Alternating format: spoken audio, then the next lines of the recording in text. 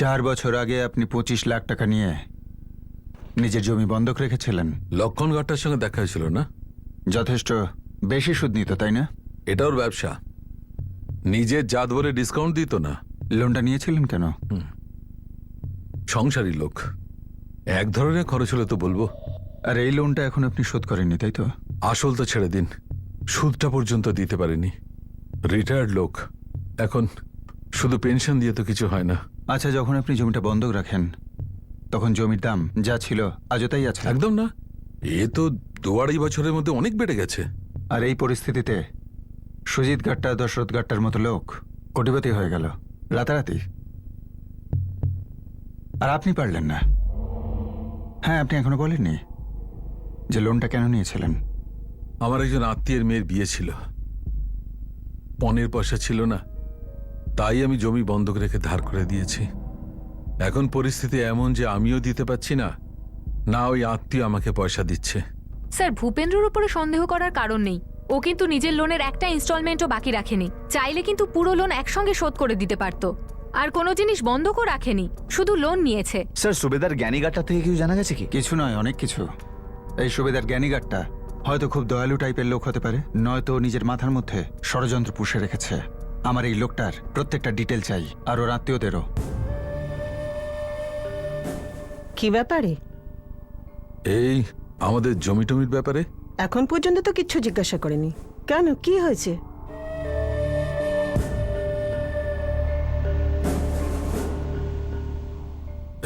শোনো মীনাক্ষী, যদি কেউ আমাদের জমি বা ধারের ব্যাপারে কিচ্ছু জিজ্ঞেস করে, তুমি বলবে তুমি কিচ্ছু জানো না। কিন্তু আমি এসব কেন বলবো? আরে সে কথা আমি তোমাকে পরে বলবো। যদি পুলিশরা কেউ কিছু তোমায় জিজ্ঞেস করে, বলবে আমার সঙ্গে এসে কথা বলতে। আরে ভাই, কার নাম নিচ্ছ তুমি? সুবেদার বাবু এই গ্রামের শুভচিন্তক, সবাই সম্মান করে ওনাকে। যে কোনো সমস্যাই হোক একদম ঠিকঠাক বুদ্ধি দেন। তাহলে ওনার বাড়িতে যে বিয়ে হয়েছিল নিশ্চয়ই সবাই গিয়েছিল গ্রামের। বিয়ে? কোন বিয়ে বলো তো? কোনো কাছের আত্মীয় নিশ্চয়ই মেয়ের বিয়ে হবে, আজ থেকে 4 বছর আগে। 4 বছর আগে? না বাবা, অন্য কারুর হবে হয়তো। আরে না না, সুবেদার বাবুর নিশ্চয়ই কোনো আত্মীয়র মেয়ের বিয়ে হবে। সুবেদার বাবুর একটা মাত্র ছেলে, আর তার এখনো বিয়ে হয়নি। সুবেদার বাবুর একজন ভাই আছে, কিন্তু কিন্তু তারও তো একটা ছেলে। মেয়ে কোথা থেকে এলো? আচ্ছা, এই সুবেদারের ভাই এই গ্রামে থাকে না? কনকপুর গ্রামে থাকে। সুবেদার বাবু শ্বশুর বাড়ি ওখানেই, কনকপুরেই। যদি সামনে থেকে কেউ বলে যে লোনটা কার জন্য চাই, তাহলে তো বুঝতে পারতাম। কিন্তু যদি না বলে, তার জন্য তো আমি এনকোয়ারি কমিশন বসাতে পারি না। লক্ষণবাবু একজন সুবেদার, নিজের কোনো আত্মীয়ের মেয়ের বিয়ের জন্য টাকা নিয়েছে? আরে স্যার, আমি তো এই সুবেদারের উপর ভরসা করে ফেসে গেছি। মানে 4 বছর আগে জমি বন্ধক দিয়ে লোন নিয়ে গেছে, আজ এত বছর হয়ে গেছে। আসলের কথা তো ছাড়ুন, সুদের একটা টুকরো ফেরত দেয়নি। আমিও বিরক্ত হয়ে ফাইনাল ওয়ার্নিং দিয়ে দিয়েছি, যদি 1 বছরের মধ্যে তোমার লোন শোধ না করো, তোমার জমি বাজেয়াপ্ত হয়ে যাবে। কিন্তু এরকম হচ্ছে কেন? এত ভালো লোক গ্রামের, শোধ দিতে পারছে না কেন? স্যার, এটা আমি কি করে বলতে পারি? হয় আপনি এটা সুবেদারকে জিজ্ঞেস করুন, নাহলে তার ছেলে সমীরকে।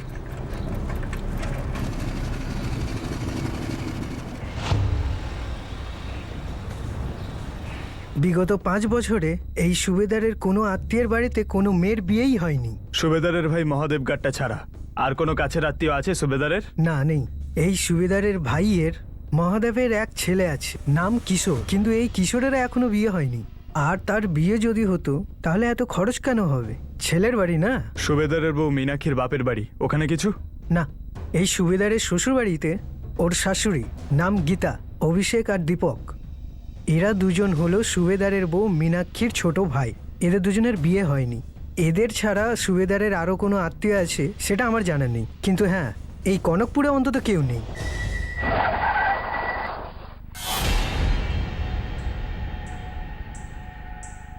এই গাট্টা বাবু যাবেন নাকি? অদ্ভুত ব্যাপার তো, আমার পেছনে এমন ভাবে পড়েছেন যেন কিডন্যাপিং আমি করিয়েছি। কিডন্যাপিং করিয়েছেন কি করাননি সেটা তো আমরা জানতে পেরেই যাব, কিন্তু এইটুকু আমরা জানি যে 4 বছর আগে আপনি কারোর বিয়ে তো দেননি।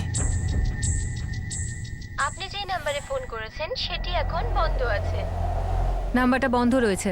অন্য কোনো নাম্বার আছে আপনার ছেলের? না, আমার কাছে একটা নম্বরই আছে। আপনি যেই ব্যাংকের কথা বলছেন, কমন ট্রাস্ট ব্যাংক, কলকাতাতে প্রচুর ব্রাঞ্চ রয়েছে এই ব্যাংকের। আপনার ছেলে কোন ব্রাঞ্চে কাজ করে? ওখানকার নাম্বার তো থাকবে আপনার কাছে। ওখানকার নম্বর তো আমার কাছে নেই। ব্যাস এই নম্বরটাই। আমি যে কোনো কারণে জমি বন্ধক রাখি, সেটা আমার নিজের ব্যাপার। কিন্তু যে কারণটা আপনি আমাদের বলেছিলেন যে আপনার কোনো নিকটাত্মীয়ের মেয়ের বিয়ের পণের জন্য, সেই বিষয়টা আমরা খুঁটিয়ে দেখেছি, ওটা মিথ্যে কথা। আমি বলতে চাই না আমি ওই ধারটা কেন নিয়েছিলাম, কিন্তু আপনারা দেখছি ব্যাস আমার পেছনেই পড়ে আছেন। এখনো তো আমরা ঠিক করে শুরুই করিনি। কিন্তু কেন? আমার জমি, আমার ধার, আপনারা পাগল হয়ে গেছেন নাকি? কিডন্যাপিং এর কেসে আমাকে লিঙ্ক করছেন, আমাকে।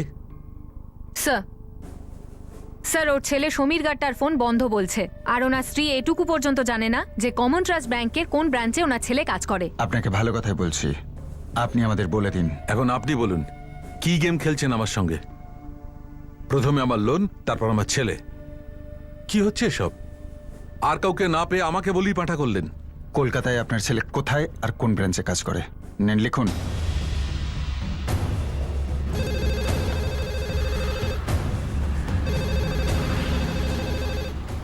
আমি আমাদের কলকাতার সমস্ত ব্রাঞ্চে এনকোয়ারি পাঠিয়েছিলাম এই সমীর গাট্টার ব্যাপারে। আর আপনি এটা বলছেন যে সমীর কোনো ব্রাঞ্চেই কাজ করে না? শুধু এই কলকাতাতেই নয়, বরং কমন ট্রাস্ট ব্যাংকের কোনো ব্রাঞ্চেই কোনো সমীর গাট্টা নামে এমপ্লয়ি নেই।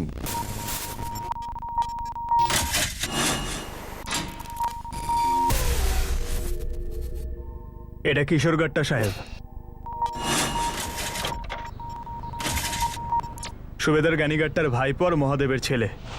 এও কনকপুরে নেই আর এর ফোনটাও সুইচ অফ আসছে। গত এক সপ্তাহ ধরে মা বাবার সঙ্গেও কথা হয়নি ওর। এই অভিষেক গাট্টা আর ওর ছোট ভাই দীপক গাট্টা। সেম স্টোরি স্যার, এরা দুজনও কনকপুর গ্রাম থেকে গায়েব, আর ফোনটাও অফ। আপনার নিজের ছেলে সমীর গাট্টা আর আপনার ভাইয়ের ছেলে কিশোর গাট্টা আর দুজন শালা অভিষেক গাট্টা আর দীপক গাট্টা, এই চারজন এই মুহূর্তে কোথায়?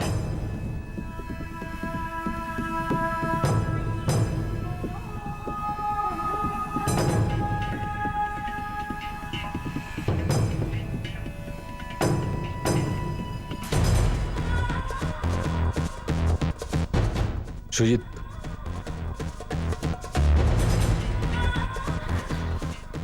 কি ব্যাপার সুবেদার বাবু?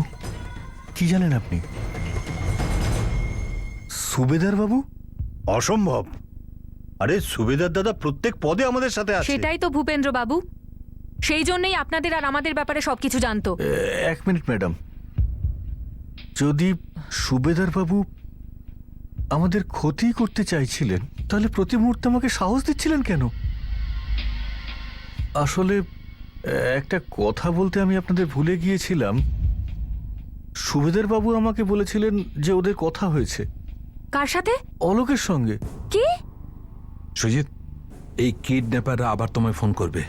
আপনি কি করে জানলেন সুবেদার বাবু? আরে আরে ওদের কাছে তো আমার নাম্বারটাও আছে। আপনার কথা হয়েছে ওদের সঙ্গে? আসলে আমার সঙ্গে অলোকের কথা হয়েছিল। অলোকের সঙ্গে কথা হয়েছে? কোথায় আছো? কেমন আছে? কি কি কি বললো? শান্ত শান্ত হও। আমি জানি না ও কোথায় আছে, খুব কষ্টে আছে। ও শুধু এইটুকু বললো যে বাবাকে বললো আমাকে ছাড়িয়ে নাও। ছাড়িয়ে নেবো ওকে? আরে বাবা, আমি তো ওকে ছাড়াতেই চাই। কিন্তু কি করে? বলো না কি করে ছাড়াবে? টাকা দিয়ে। টাকা তো পুরো জোগাড় করে রেখেছি। পুলিশরাও তো সবসময় রেডি থাকছে। ওদের মধ্যে কোনো লোক আছে যে আমাদের সমস্ত খবর কিডন্যাপারকে দিচ্ছে। কি কি কি করবো সুবেদার বাবু? কাল যখন কিডন্যাপারদের ফোন আসবে তখন ওদের বলবে যে এবারে কোনো পুলিশ থাকবে না, আর সত্যি কোনো পুলিশ থাকা চলবে না। আমাদের আমাদের সকলকে মিলে বলতে হবে যে কোনো পুলিশ আমরা চাই না। তাই তাই তাই করবো। এই পুলিশের লোকগুলো না কোনোদিন কারো হয় না। এরা আমাদের কষ্ট কি করে বুঝবে? সুজিত বাবু, আপনি এই কথাটা আগে কেন বললেন না?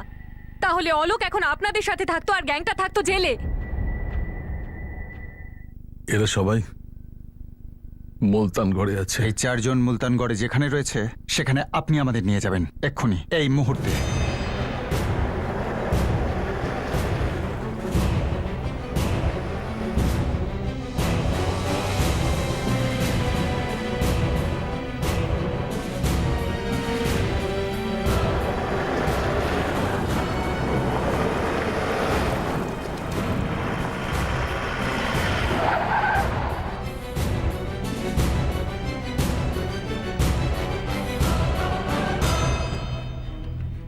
এই ঘরটা।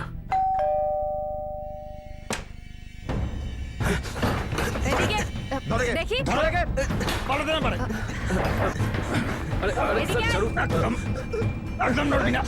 আয়।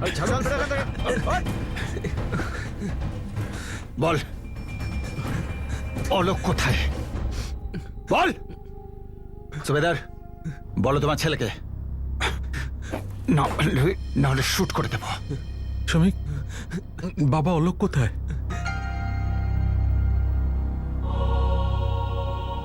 বল অলোক কোথায়?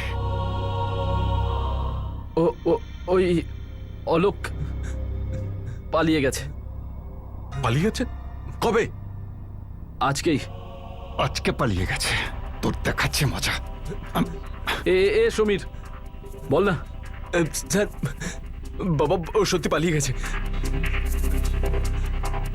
স্যার, সব প্ল্যান ওরই ছিল স্যার। ও শেষ মোমেন্টে আমাদেরকে বোকা বানিয়ে পালিয়ে গেছে স্যার। নিয়ে চল সবকটাকে, নিয়ে চল। চল।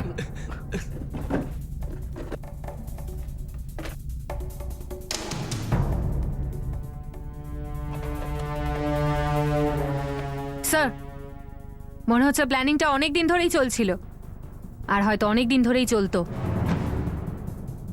আর যদি এখানে এই বইগুলো এখানে পরীক্ষাকে দিচ্ছে, উফ, হচ্ছেটা কি এখানে? তুমি কে? আপনারা কারা? পুলিশ। যদি আমি চাই তোমাদের সবকটাকে একসাথে চিড়ে ফেলতে পারি, আবার আলাদাভাবেও। বলো কোনটা পছন্দ? স্যার, যতটুকু আমি জানি, অলোক গত 2 মাস ধরে এদের সঙ্গে ছিল। যদিও আমি নিজের চোখে একে দেখিনি। ও সত্যি পালিয়েছে স্যার। যখনই খবর এসেছে যে জামাইবাবু ধরা পড়েছে, তখনই পালিয়েছে। আবার বল। ও পালিয়ে গেছে স্যার। যখনই জানতে পেরেছে জামাইবাবু ধরা পড়েছে। ইন্সপেক্টর হবি তুই নিজের থানাতে, এখন তুই তোর বাপের সঙ্গে কথা বলছিস, বুঝেছিস? মুক্তিপণের কলটা তুই করতিস, তাই না? তোর পায়েতে সমস্যা, তোর হাতে প্রবলেম নেই তো? বল অলোক কোথায়? আপনি মিথ্যে বলছেন। আমাদের অলোক নিজে এই প্ল্যান করতে পারেই না। সুজিত বাবু, ওরা কতটা মিথ্যে কথা বলছে, অলোকের কেসে কতটা সত্যি আছে এটা তো আমরা খুঁজে বার করবই। তবে আপনাকে একটা কথা বলে দিই, একজন মেয়েও আমাদের হেফাজতে রয়েছে। মেয়ে? আগে হ্যাঁ, মেয়ে। ওর বক্তব্য অলোক নাকি সেরকম বিহেভই করেনি, যে ওর কিডন্যাপ করা হয়েছে ওকে। ম্যাডাম, আমি সমীরের ফ্রেন্ড। গত 6 মাস ধরে আসা যাওয়া করি ওর বাড়িতে। সমীর আর দীপক দুজন ব্যাংকের পিওর এক্সামের জন্য তৈরি হচ্ছে। খুব মনোযোগ দিয়ে পড়াশোনা করে ওরা দুজন। এই অবস্থা ওরা দুজন কিডন্যাপ করবে কিভাবে? আর অলোকও বাড়িতে মিলেমিশেই ছিল। আমরা সবাই তো হাসি ঠাট্টা করেই দিন কাটাতাম। তুই এটা বলছিস অলোক মুলতানগড়ে একটা কয়েদি হিসেবে থাকতো, কিন্তু কয়েদির মতো ব্যবহার করতো না, হাসি খুশিতে দিন কাটাতো। একদম ম্যাডাম। কোথায় আছে এখনো? ম্যাডাম, ওটা তো আমি জানি না। আমি নিজে 1 সপ্তাহ ধরে বাইরে ছিলাম। সমীরের সাথেও দেখা করতে আসতে পারিনি। আমি আপনাকে বলছি না ও কিডন্যাপ হয়নি। আপনি নিজে ভাবুন ব্যাপারটা। কোনো কিডন্যাপ হওয়া ছেলে গান টান গেয়ে খাবার বানাবে, তাও নিজের কিডন্যাপার্সের জন্য? क्या खूब लगती हो, बड़ी सुंदर दिखती हो, तुम जान से प्यारी हो।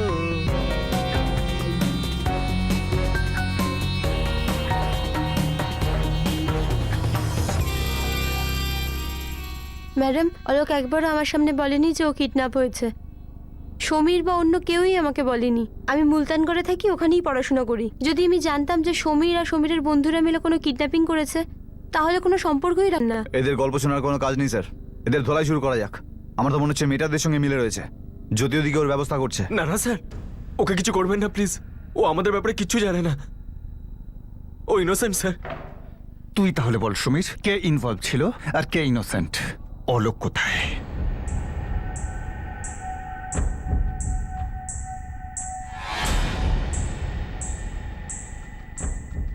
স্যার, এটা সত্যি যে অলোকের কিডন্যাপিং হয়েছিল, কিন্তু ওর নিজের থেকে এই প্ল্যানে ইনভলভ ছিল স্যার।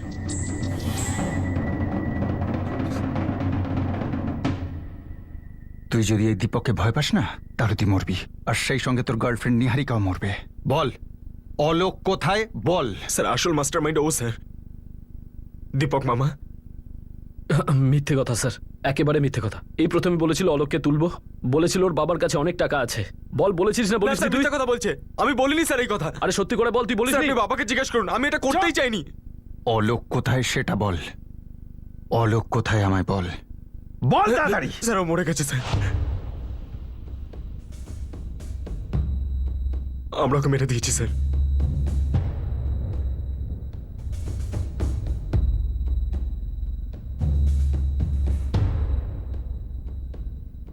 একটু আগেই তুই বলছিলিস ও পালিয়ে গেছে, এখন বলছিস যে মেরে ফেলেছিস। একটু পরে কি বলবি আমি জানি না। শেষবার তোদের জিজ্ঞেস করছি, অলোক কোথায়? কোথায় অলোক? স্যার আমি সত্যি বলছি স্যার, আমরা সবাই মিলে ওকে মেরে ফেলেছি।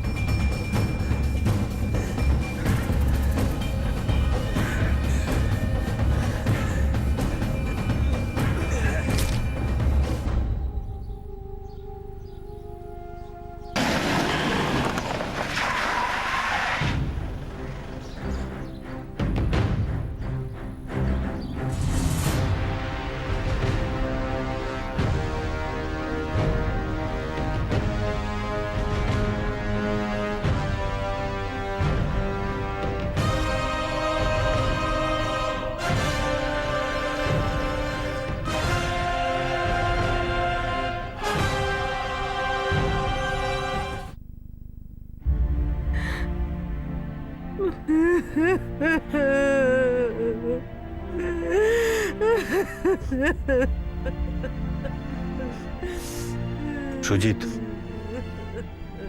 পুলিশ বডি শনাক্তর জন্য ডেকেছে। ওরা বলছে এই লাশটা আমাদের অলোকের।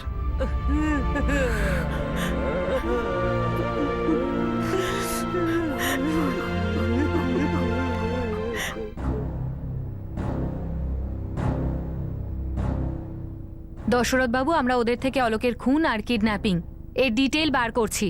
কিন্তু আপনারা তো বলেছিলেন রাকেশকে এরাই কিডন্যাপ করেছে। দীপক আর অভিষেক তো দূর সম্পর্কের আত্মীয়। দেখুন, আমরা আপনাকে এবং সুজিত বাবুকে কতবার জিজ্ঞেস করেছি যে এমন কোনো রিলেটিভ আছে যার উপর সন্দেহ করা যায়। কিন্তু দীপক দাদা আর অভিষেক দাদার সঙ্গে রাকেশ দাদার কি ঝগড়া হতে পারে? দেখো অদিতি, ঝগড়ার কথা বলতে পারবো না, কিন্তু অলোকের কেসে ওরা যেটা বলছে অলোকও ওদের সাথে সামিল ছিল। এখন রাকেশের ব্যাপারে ওরা কি বলে সেটা দেখা বাকি আছে। স্যার অলোক হাঁপিয়ে গেছিল, ও খালি বাড়ি ফিরতে চাইছিল, কিন্তু এরকম ভাবে কি করে ওকে যেতে দিতাম? ব্যাস এবার অনেক হয়েছে, আমি আমার মা বাবার কাছে যাবো মানে যাবোই, আমি গেলাম। এই অলোক, কি বাচ্চার মতো কথা বলছিস? হ্যাঁ, যদি তুই এখান থেকে যাস তাহলে সব শেষ হয়ে যাবে। কিন্তু দাদা এখানে থেকেও তো কোনো লাভ হচ্ছে না, তাই না? এদিকে বাবা যদি 50 লাখ টাকা দিতে রাজি হয়, তোমরাও নিতে কেউ যাচ্ছ না। যদি আমরা টাকা আনতে চাই তাহলে পুলিশ আমাদের তুলে নেবে। ওই তোর বাবা আর তোর জেঠু সারাক্ষণ শুধু পুলিশের সাথে কথা বলে যাচ্ছে, আর পুলিশগুলো ওদের ছায়ার মতো পেছনে লেগে আছে। সেসব আমি শুনতে চাই না। তোমরা 2-3 দিনের খেলা বলেছিলে, ব্যাস অনেক হয়েছে এবারে। অলোক, তোর ফোনটা সুইচ অফ করে দে। আরে দাদা, ওই আমার না আটার ডিব্বাটা বাড়িতে রেখে আসতে হবে, আর যদি না দিয়ে আসি না বাবা আবার আমাকে লেকচার শোনাবে। দুটো কান কেন দিয়েছে ওপরওয়ালা? এদিক থেকে শুনবি, এদিক থেকে বের করে দিবি। আরে দাদা, শুধু 5 মিনিট লাগবে তো, দিয়ে আসি না। আরে তুই 10 মিনিট গাড়িতে বস, আমাদের সঙ্গে চ, একটা দারুণ প্ল্যান করেছি। কিডন্যাপ? তোমরা সবাই মিলে আমাকে কিডন্যাপ করেছো? দাদা, আমার আটার ডিব্বাটা না রেডি হয়ে গেছে, আমি বাড়িতে দিয়ে আসছি। অলোক, অলোক, আমরা মজা করছি না। আমরা তোর বাবা থেকে 50 লাখ টাকা চাইব। তোর বাবা খুব সহজেই আমাদের টাকাটা দিয়ে দেবে। দেখ, চাইবো 50, নেবো 50, আর তার মধ্যে থেকে পুরো 5 লাখ টাকা তোর। আরে ভাই, আমার এত স্ট্রাগল করার কি দরকার? দেখ, 5 লাখ হোক আর 50 লাখ, বাবার পুরো টাকা তো আমারই হবে। বাবা সবকিছু তো আমার জন্যই রেখে যাবে, এত কোটি কোটি টাকা যেগুলো সব তো আমার জন্যই থেকে যাবে। ওই একটা কথা শুনেছিস নিশ্চয়ই, যখন দাঁত থাকে তখন খাওয়ার পয়সা থাকে না, আর যখন খাওয়ার পয়সা থাকে তখন দাঁত নেই। আচ্ছা একটা কথা বল, তুই বুড়ো বয়স অত টাকা নিয়ে কি করবি? এখনই 2-4 দিনের মধ্যে তুই 4-5 লাখ টাকা পেতে চলেছিস। শোন, মস্তি করবি। দাদা তোমরা তোমরা সব পাগল হয়ে গেছো নাকি? নাকি আমার বাবাকে কোনো বোকা লোক ভাবছো তোমরা? আরে মানে তোমরা একটা ফোন করবে আর বাবা সেটা শুনে 50 লাখ টাকা তোমাদের এনে দিয়ে দেবে। জানো বাবা কি ভাববে?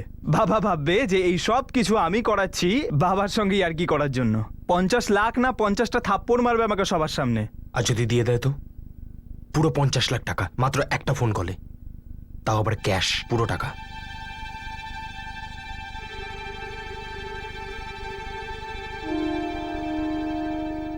আরে থাম ভাই মামা, বলতে শুনতে অনেক সোজা মনে হচ্ছে, কিন্তু কেউ কি এমনি এমনি এতগুলো টাকা আমাদেরকে দিয়ে দেবে?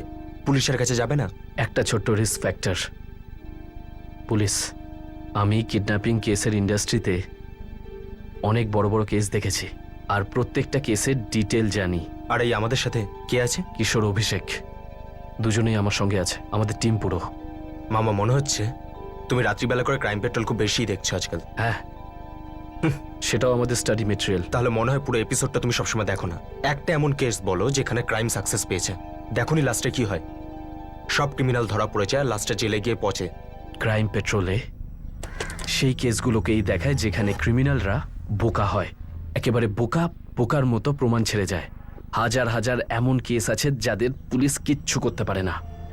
আর এমনিতেও আমাদের প্ল্যান ফুল প্রুফ। তাহলে বল, অভি আমাদের গাড়ির 4 নম্বর চাকা, তারপরে তুই দেখিস গাড়ি কেমন দৌড়োয়। কোনো টার্গেট ভেবেছো তুমি? তুই বল, কোনো মুরগি আছে? ওই অলোককে চেনো তুমি? ওই সুজিত গাট্টার ছেলে? ভালো নাম্বার করেছিস তো। তবে ওকে তুললে একটা লাভও আছে। আমাদের একটা ছেলে শত্রুর ক্যাম্পে থাকবে, আমাদের গুপ্তচর। কে? আমার জামাইবাবু আর তোর বাবা। দেখো, এরকম বোকার মতো কথা বলো না। জামাইবাবু একদম মাখনের মতো অপারেশন হবে। আর অলোকের বাবা না কিছু না জিজ্ঞাসাবাদ করেই 50 লাখ টাকা দিয়ে দেবে। তুমি চিন্তা করো না, মামা ঠিক সব সামলে নেবে। কাউকে কিডন্যাপ করা শুধু বেআইনি কাজই নয়, এটা অমানবিকতারও পরিচয়। পৃথিবীর সব মানুষের সাথে সমান বিচার হয় না, আর আমাদের সাথে ভালো ব্যবহার কেই বা করে? আমরা কত টাকার লস করেছি, রিকভার করতে হবে তো। এই সুযোগটা বোঝার চেষ্টা করুন। একদম রেডিমেড, সব আমাদের জন্য। আর আপনাকে শুধু সুজিত গাট্টার পরিবারের উপর নজর রাখতে হবে, আর খুব চালাকির সাথে মুক্তিপণটা দাবি করতে হবে। আর বাবা, তোমার কথাকে তোমাকে সবাই সম্মান দেয় এই গ্রামে, প্লিজ। বুঝতে পারিনি যে ব্যাপারটা এত দূর করাবে। আমার উর্দি দিব্যি, এরা আমাকে বলেছিল যে অলোক বড় আনন্দের মধ্যে রয়েছে আর ওর কোনো বিপদ নেই। অলোক 5 লাখ টাকার জন্য আমাদের প্ল্যানে থাকবে বলে রাজি হয়ে গেছিল। ও আমাদের প্ল্যানের অংশ ছিল। ওর ওপর কোন রকম ভাবে চাপ দেওয়া হয়নি। 5 lakh cash on the spot, পুরোটাই একেবারে পুরো ক্যাশ ডিল।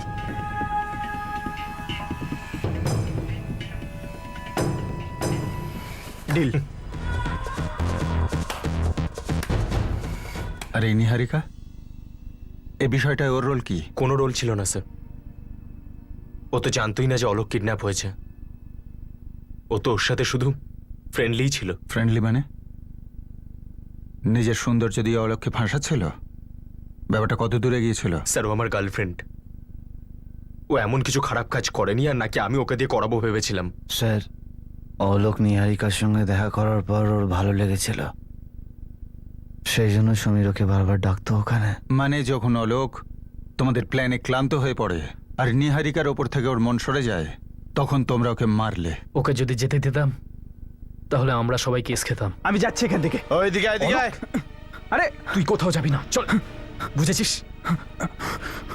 দাদা, তোমরা তো কোথাও বেরোই না, আর আমাকেও কোথাও বেরোতে দাও না। চলো, আমি যাবো এখান থেকে। আমাকে ছেড়ে দাও, আমি কিন্তু চল। আমাকে ছাড়া বলছি, আমি চেঁচাবো কিন্তু। ছাড়ো। যা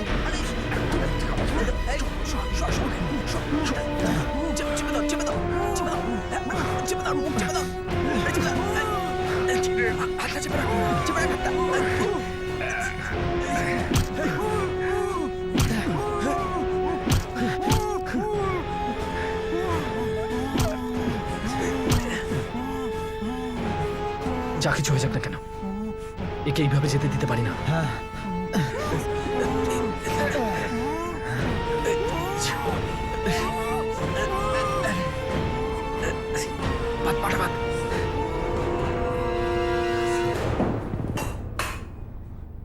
এটা তো প্ল্যানে ছিলই না। সমস্যা যখন হয়েছে সমাধানও বেরোবে। সবার আগে সমিত তুই শুধু নিহারিকা যেন এখানে আসতে না পারে, না হলে এই বাঁদরটা না সবকিছু বলে দেবে। নিহারিকাকে আমি সামলে নেবো, কিন্তু এবার আগে কি করতে হবে? তাড়াতাড়ি কিছু একটা আমাদেরকে ভাবতেই হবে। আর পুলিশও সরছে না, বাবাও খুব চিন্তাতে রয়েছে। সুবেদার বাবু চিন্তা করার দরকার নেই, উনি নিজেই এক্সপার্ট। কিন্তু তুমি মামা, তুমি একদমই এক্সপার্ট নও মামা। সব মাখন হবে বলে বলে আমাদের এই চোরাবালির মধ্যে আটকে দিলে।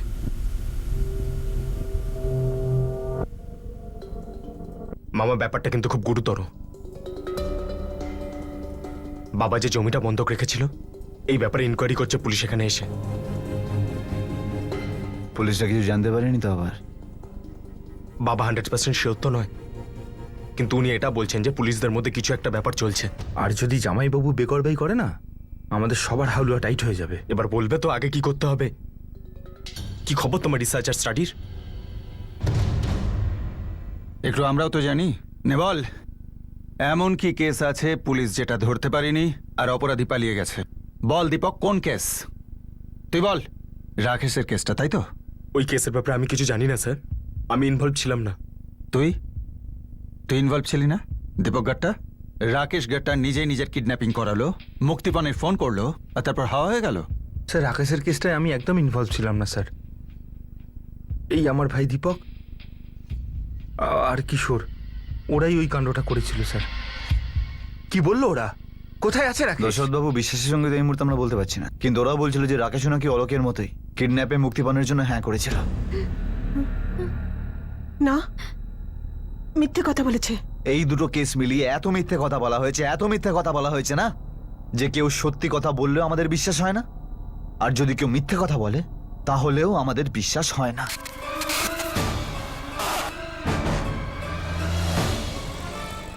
রাকেশ,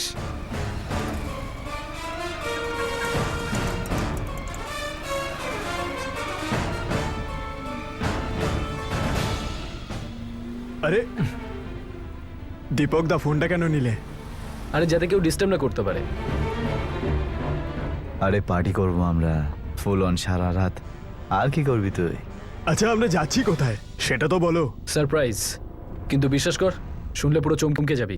তার মানে এই কেসটা স্টাডি করলে তোমাদেরই কেস থেকে প্র্যাকটিক্যাল কেস, রাকেশ গাট্টা কিডন্যাপিং, যেটা বেশি দূর এগোয়নি আর আনসলভ থেকে গেছে। দশরথের থেকে তোমরা চেয়েছিলে 75 লাখ, আর সুজিতের থেকে 50 লাখ। টাকাটা কিসের জন্য দরকার ছিল? জ্ঞানী সুবেদারের যে জমিটা বন্ধক ছিল সেটা ছাড়ানোর জন্য? তাহলে এই দুটো কিডন্যাপিং এর মাস্টার মাইন্ড জ্ঞানী সুবেদার, নাকি ও অ্যাক্টিং করছে, ও কিছুই জানে না, ও শুধু অলোক কিডন্যাপিং কেসের একটা ইনফরমার?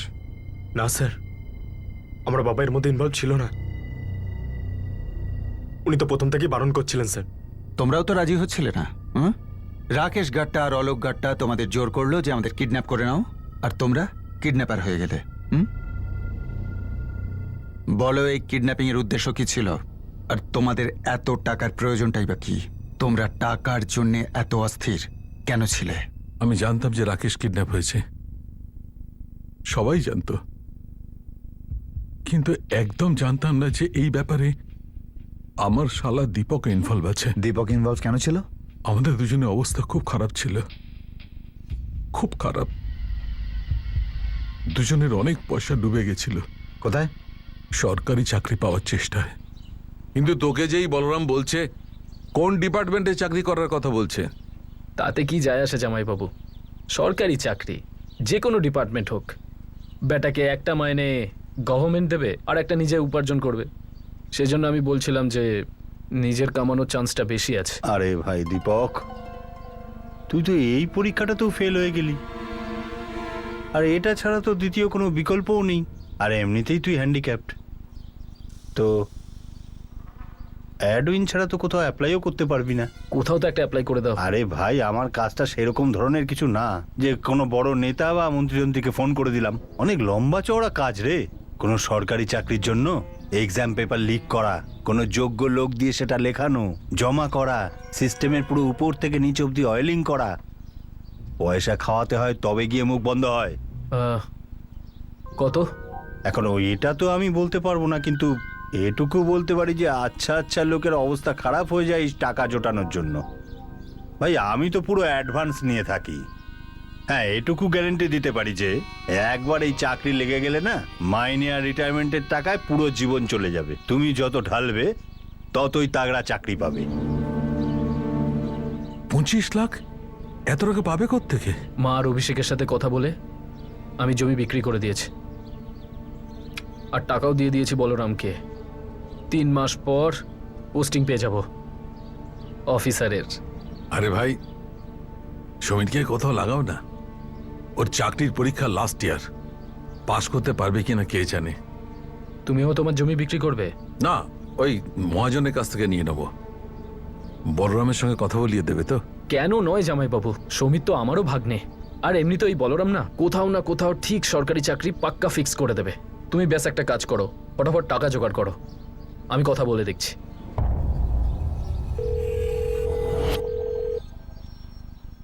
মামা কি হলো? ফোন তুললো না নাকি? শালা, এ কোথায় গায়েব হয়ে গেল? 2 সপ্তাহ আগে বলেছে যে নিজে থেকেই ফোন করবে, এখন রিং করে যাচ্ছি, উনি ধরছে না। আরে বলরাম দা, কোথায় আছো তুমি? ফোনই তো ধরছো না। আর আমি কাজের মধ্যে আছি ভাই, ফালতু ফোনের পর ফোন করে যাচ্ছ, কিভাবে উঠাবো? আমার এর মধ্যে ডিউটি জয়েন করার কথা ছিল, আর আমার প্রথম মাইনেও পেয়ে যাওয়ার কথা ছিল। একটু প্ল্যানটা চেঞ্জ হয়ে গেছে। তার মানে? ওই যে 2টো চাকরি ছিল না, তোমার আর তোমার ভাইপো সমীরের, বড় সাহেব অন্য কাউকে দিয়ে দিয়েছেন। কি? কেন? আরে ওনার হাতে 35 ধরিয়ে দিচ্ছে আর কি। তাহলে এবার আমার কি হবে? আরে ভাই, মার্কেটে চাকরির খুব আকাল, 45 দিয়ে ব্যাপারটা মিটিয়ে নাও। দেখো দাদা, মজা করা বন্ধ করো তুমি। আমি নিজে জমি বিক্রি করে দিয়েছি, আর সমীরের বাবা জমি বন্ধক রেখেছে। আমাদের কাছে আর টাকা পয়সা নেই। তো কি করব? ভুলে যাও সরকারি চাকরি। আমরা অন্য কোনো এজেন্টের সাথে কথা বলবো, আর তুমি আমাদের টাকা ফেরত দাও ব্যাস। ও তো অলরেডি সিস্টেমে এন্টার করে ফেলেছে, ওটা কিভাবে ফেরত দেবো? দেখো দাদা, মজা করা বন্ধ করো। হ্যাঁ, আর এমনি তো আমার মুড অফ, আর আমি আজই আমার টাকা ফেরত চাই। সরকারি অফিসার হতে চাও না? হ্যাঁ, 20 আরো খাড়া করে দাও। যা দিয়েছো না তাতে লোয়ার ডিভিশন ক্লার্কেরও চাকরি পাবে না। ভ্যাকেন্সি আসবে তো আমি তখন তোমায় ফোন করব। শুধু শুধু ফোন করে ডিস্টার্ব করো না, আমি ফোন তুলবো না। মাথায় ঢুকেছে কথাটা? খেলা খেলছে বলরাম, পুরো টাকাটাই মেরে দিল। সারা বদমাশ হারামজাদা। একদিকে পুরো মন দিয়ে এক্সামের জন্য তৈরি হচ্ছিলাম, সারা দিন রাত পড়াশোনা করতাম যে মেরিট লিস্টে চলে আসবো, তা দিয়ে কিছু একটা হয়ে যাবে। কিন্তু যে টাকা আমাদের লস হয়েছে না স্যার, সেই লোকসান আমাদের পুরো ডুবিয়ে দিয়েছে। তো এটার একমাত্র উপায় কিডন্যাপিং। নিজের টাকা রিকভার করার জন্য তুমি তোমার সমস্ত মেরিট কিডন্যাপিং এর মতো একটা নোংরা কাজে ব্যবহার করলে।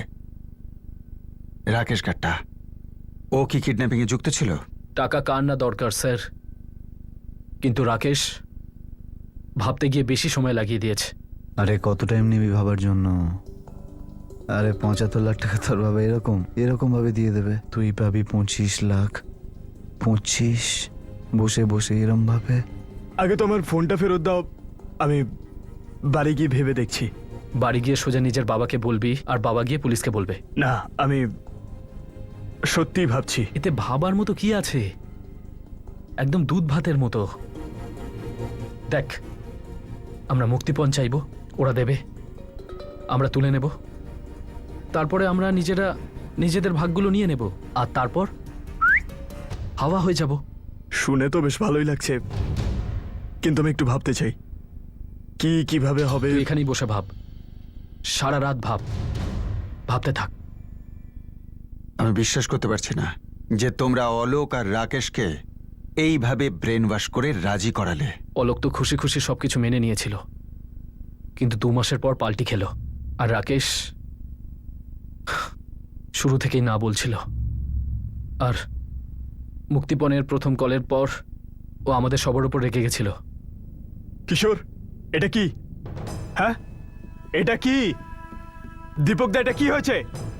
খুব নোংরা আর বাজে একটা খেলা খেলছো তোমরা, আর জোর করে তোমরা আমাকে ওর মধ্যে টেনেছো। দেখে নিও, আমরা সবাই ডুববো। আরে যদি আমরা ভয় ভয় খেলি তাহলে ডুববো, আর যদি টেনে খেলি তাহলে হাওয়ায় উঠবো। আর একবার ক্যাশ হাতে চলে এলে না, সব ঠিক হয়ে যাবে। আর শোন, তোর পকেট মানিতে থাকবে 25 লাখ ক্যাশ। আমি যাচ্ছি আমার বাড়ি, কিন্তু আমি তোমাদের কারোর নাম বলবো না। বলবো দুটো অচেনা লোক ছিল, ঠিক আছে? এতটা আমি করতে পারি তোমাদের জন্য। রাকেশ, রাকেশ, রাকেশ, চলো আমাকে, চলো, আমাকে তোমরা জোর করতে পারো না। এদিকে বস, চুপ করে। আমি থাকতে চাই না তোমাদের সঙ্গে। রাকেশ, আয় এদিকে, এদিকে আয়, এদিকে আয়, রাকেশ। যা, শোন। তুই রাকেশ এরম পাগলামো রাকেশ, করিস না। কথা শোন, এদিকে আয়। চলো। রাকেশ, আমার কথা শোন, কথা।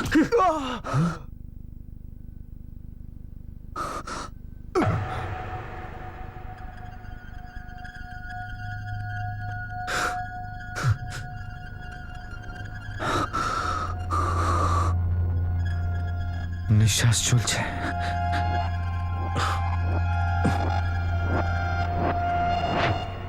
যতক্ষণের শ্বাস চলবে না, ততক্ষণ আমাদের জন্য খুব বিপদ। তো কি বলছো? হ্যাঁ, সেটাই, যেটা তুই বুঝতে পারছিস। যদি রাকেশ বেঁচে থাকে না, তাহলে আমাদের রাকেশকে মারার পর আমাদের প্ল্যানটা ঝিমিয়ে গেছিল, কিন্তু তাই বলে আমরা পিছিয়ে যাইনি। আমরা প্ল্যানের অনেক গভীরে প্রবেশ করে গেছিলাম।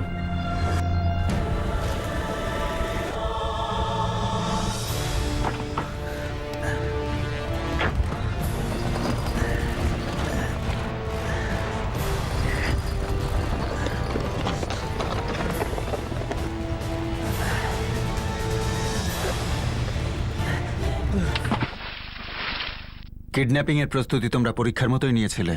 অনলাইন রিসার্চ করেছো, ক্রাইম শো দেখেছো, ভুল তথ্য দিয়ে সিম কার্ড নিয়েছো, ধরা যাতে না পড়ো তাই জন্য চাইনিজ মোবাইল নিয়েছো। কি ভেবেছিলে এইটা করে পারফেক্ট ক্রাইম করতে পারবে? ক্রাইম শো দেখে তো এটা শিখেছো যে ক্রাইম কি করে করা হয়, কিন্তু ক্রাইম শো এর শেষে অপরাধী কোথায় পৌঁছয় সেটা বোধহয় দেখোনি।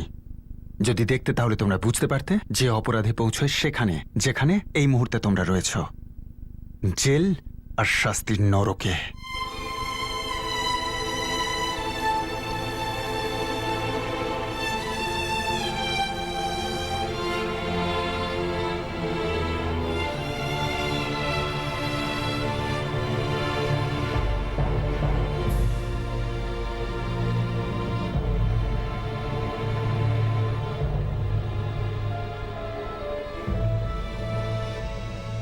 স্যার, ড্রাইভারটা আমার 4 দিন ধরে খুঁজছে, কিন্তু সেই সুটকেসটা পাইনি যেটার মধ্যে রাকেশ রয়েছে। স্যার, নদীর তীরে যতগুলো পুলিশ স্টেশন রয়েছে সবগুলোতে চেক করেছি। তীরের সামনে সুটকেসের ভেতরে কোনো লাশ পাওয়া যায়নি। এদের কথা অনুযায়ী কিডন্যাপিং এর 2 সপ্তাহ পরে এরা রাকেশকে মারে আর তারপর সুটকেসে ভরে নদীতে ফেলে দেয়। ঘটনাটা 1 বছর আগের। 1 বছর মানে অনেকটা সময়। আর তাছাড়া আমরা আমাদের চেষ্টা চালিয়ে যাব যদি ওকে খুঁজে পাই।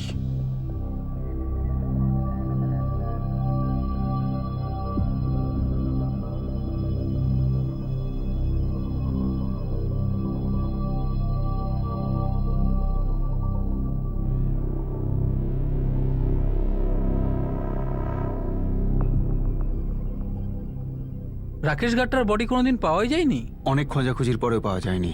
রাকেশ গাট্টার জন্য মুক্তিপণের কল না আসা পর্যন্ত ইনভেস্টিগেশন তো বন্ধ হয়নি।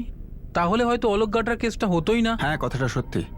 এতে কোনো সন্দেহ নেই যে কেস যাই হোক না কেন, যে প্রত্যেক অফিসার প্রত্যেক কটা কেসকে তার লজিক্যাল কনক্লুশন পর্যন্ত নিয়ে যাবে। আমি যদি না করি অন্য কেউ করবে না। এতে ক্রিমিনালের সাহসটা বেড়ে যায়। আসলে আমাদের ডিউটি শুধুমাত্র ক্রিমিনাল কেসকে ক্র্যাক করা নয়, আমাদের ডিউটি যে আমরা সোসাইটিতে এমন একটা পরিবেশ সৃষ্টি করব যেখানে কোনো অপরাধী কোনো অ্যাটেম্প নেওয়ার আগে 10 বার ভাবে আর অপরাধ করতে যাওয়ার আগের মুহূর্তে পিছিয়ে আসে। এই ক্রাইমে পে করা হয়নি, কোনো ক্রাইমেই পে করা উচিত নয়।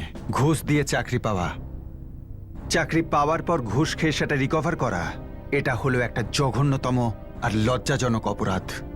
যে ঘুষ নেয়, যে ঘুষ দেয়, তার সঙ্গে সে যদি চিটিং করে তাহলে আইন কিন্তু একটুও সমবেদনা দেখায় না। কেননা চিটিং চিটারের সাথে হয়। ঘুষ নেওয়া একটা অনেক বড় অপরাধ।